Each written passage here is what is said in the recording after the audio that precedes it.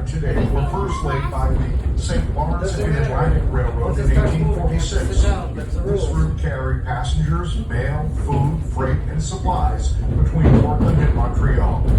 The line was created so that when the deep water port in Montreal would freeze over in the winter, ships, passengers, and cargo would be sent from Montreal to Portland, where the port never froze.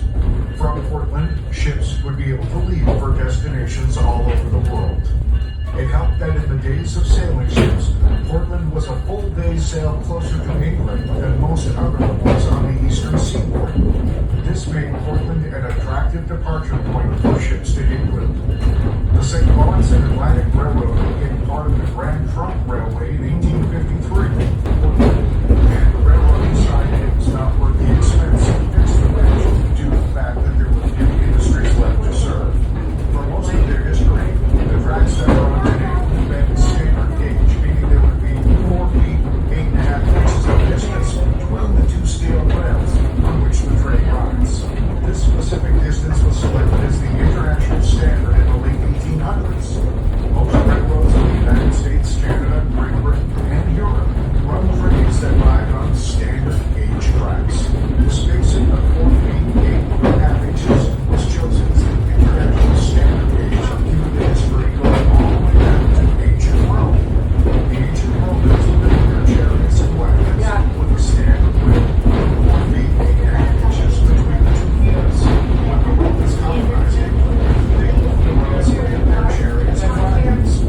Some of these roads have remained in use throughout Great Britain since the first century.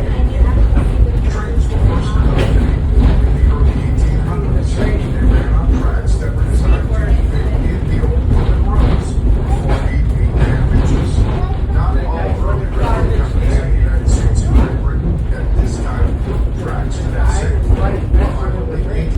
Because of their advantage in challenging landscapes, narrow gauge railroads were commonly found in hills, mountains, and forests where the railroads wanted to build but found it too expensive to construct a standard gauge line. In the case of Maine, the rugged landscape of numerous hills in the interior of the state had prevented the standard gauge railroad companies from building many lines to reach the state's remote interior. Although railroads like the Grand Trunk and Maine Central did run through the state, most of the day remained unserved by railroads, and the state's economy remained underdeveloped. The rocky hills and challenging landscape made it impossible for the railroads to build where they needed to go. One railroad promoter at this time, named George Mansfield, sensed an opportunity. Mansfield had headed to the country of Wales, where the landscape closely resembles the redevelopment of narrow gauge locomotives and freight cars from the forest hills of Maine. Perfect for his farm railroad. His farmer's name was Evans T. Atwood, making it a crucial role in saving Maine's two-foot railroad history from extinction. Atwood purchased all the remaining two-foot equipment that he could find, and immediately went to use on his farm railroad.